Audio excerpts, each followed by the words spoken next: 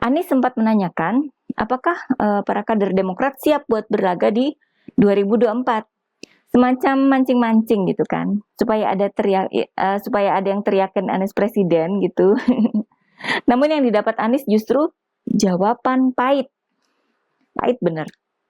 Para kader Demokrat memang meminta Anies mendampingi AHY maju di 2024, tapi sebagai cawapresnya AHY, calon wakil presiden, bukan sebagai capres, seperti yang jadi ambisi Anies.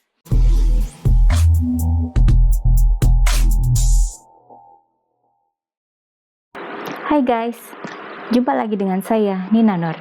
Bersama-sama kita akan mengulik dunia politik dengan awas, waras, dan cerdas.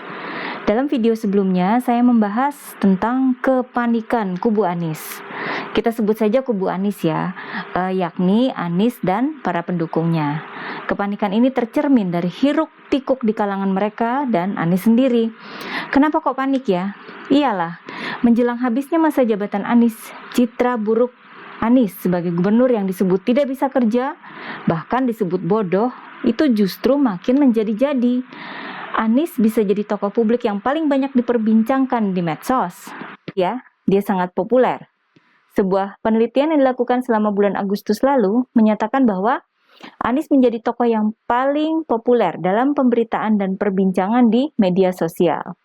Tapi bukan berarti isi perbincangan itu semuanya positif.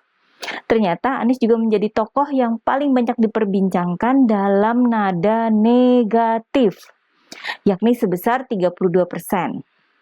Erick Thohir menjadi tokoh populer kedua. Namun, perbincangan mengenai Erick Thohir dalam nada positif mencapai 82%, sangat jauh di atas Anies. Artinya, orang-orang lebih banyak memuji Erick Thohir ketimbang Anies. Berkah buat Erick Thohir, musibah buat Anies Baswedan. Jadi makin terasa kan kepanikan di kubu Anies ya. Sisa jabatan hanya tinggal 1 bulanan. Proyek kan nggak semuanya kelar. Misalnya, penataan 200 RW kumuh. Itu berita bulan Agustus tahun 2020. Ada 200 RW di seluruh DKI Jakarta dengan target penyelesaian pada tahun 2022. Namun, hingga sekarang, mana hasilnya? Nggak ada ya. Kalau sudah ada hasilnya, pasti Anies sudah koar-koar dong. Ada lagi proyek pengolahan sampah, ITF, Sunter, yang groundbreaking-nya digelar Anies pada bulan Desember 2018 silam.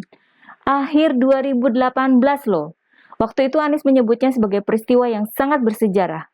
Iya benar sih, jadi sejarah karena mandek. Padahal kalau sukses, Anies sudah siap-siap tuh menyebutnya dalam setiap kampanye nyapres kan. Proyek ITF Sunter ini akhirnya mandek dan ditargetkan selesai pada tahun 2025. Itu semua fakta ya, bukan hoaks dan tidak mengada-ngada. Begitu banyak fakta negatif yang menjadi santapan publik setiap harinya, dan begitu sempit waktu bagi Anies dan pendukungnya untuk menetralisir itu semua. Begitu lengser dari jabatan gubernur, ya sudah, habis kesempatan buat Anies disebut sebagai gubernur Indonesia, gitu kan? Anies akan nganggur selama 2 tahun menjelang Pilpres 2024. Ya bisa saja dia keliling-keliling Indonesia, tapi jangan lupa, ada orang yang akan menjadi pengganti Anies sebagai penjabat Gubernur DKI Jakarta. Kalau dia itu nanti kinerja dan prestasinya jauh melebihi Anies, jauh lebih bagus, Anies mau ngomong apa coba? Paham kan guys, betapa paniknya mereka saat ini. Ada yang nyeletuk, tapi kan nama Anies masih terus ada di survei-survei. Iya, pasti ada. Namun bukan berarti hasilnya selalu positif kan? Sudah 2 kali disebut bahwa Stadion JIS dan Formula E tidak mempan untuk mendongkrak elektabilitas Anies. Yang menyebut pertama adalah Direktur Eksekutif Parameter Politik, Adi Prayitno, pada bulan Juli lalu. Menurut Adi, Stadion JIS dan Formula E memang bikin Anies populer, tapi tidak bisa serta-merta dikonversi ke tangga elektabilitas. Karena dari survei-survei, elektabilitas Anies ya gitu-gitu aja. Malah menurut survei SMRC menurun gitu. Hal yang sama disebut lagi dari hasil survei oleh lembaga kedai kopi pada bulan Agustus lalu. Baik Formula E dan Stadion JIS nggak mempan buat mendongkrak elektabilitas Anies. Yang ada, gara-gara mendukung Anies, elektabilitas partai politik yakni Nasdem malah merosot. Ada 2 survei yang menyebutkan hal itu loh. Pertama, dari lembaga Pollmatrix. Kedua, dari lembaga CPCS. Waduh, musibah lagi dong ya. Kalau jadi Anies dengan ambisi mau nyapres yang tak tertahankan, pasti semua hal tadi tuh bikin pusing ya, panik, galau gitu ya. Mana belum ada partai yang benar-benar menegaskan akan mengusung Anies. Dulu ada PKB, foto Anies disandingkan dengan Ketua Umum PKB Cak Imin. Tapi syaratnya berat. Anies harus bisa bawa partai lain buat berkoalisi dengan PKB.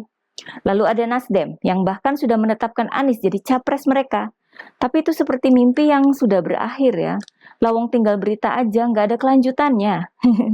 Tinggal satu nih, Demokrat. Hubungan Anies dengan Demokrat memang terlihat akrab.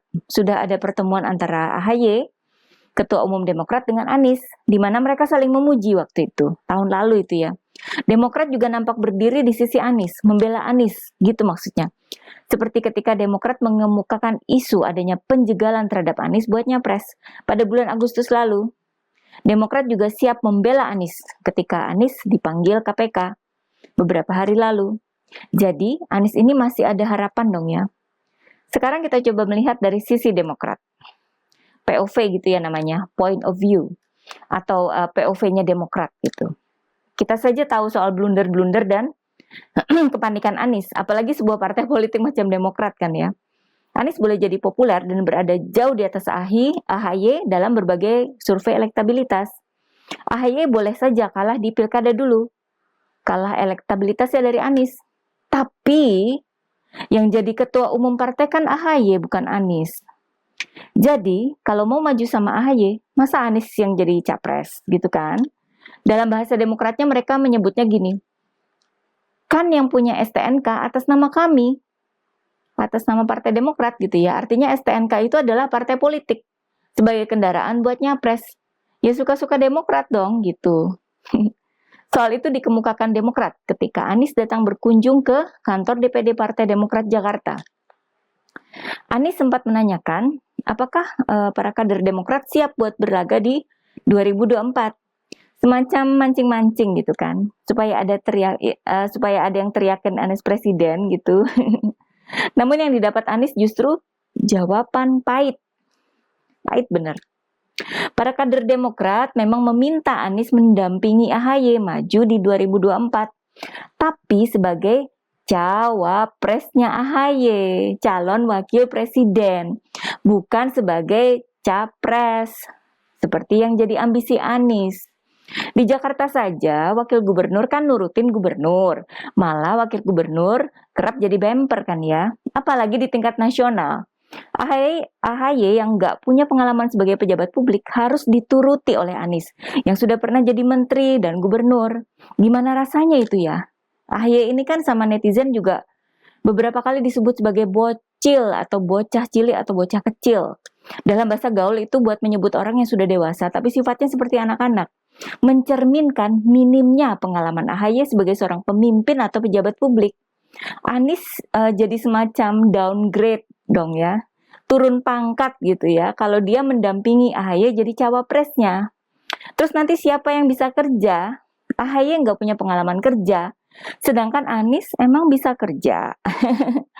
Boro-boro sampai ke kemenangan, bagaimana cara menjual citra pasangan ini ya? Saya serius ini nanyanya. Mana partai yang mau mengusung AHY jadi presiden selain Demokrat? PKS emang mau. Sementara Nasdem kan tidak memasukkan AHY ke dalam 3 pilihan capresnya. Ada partai lain.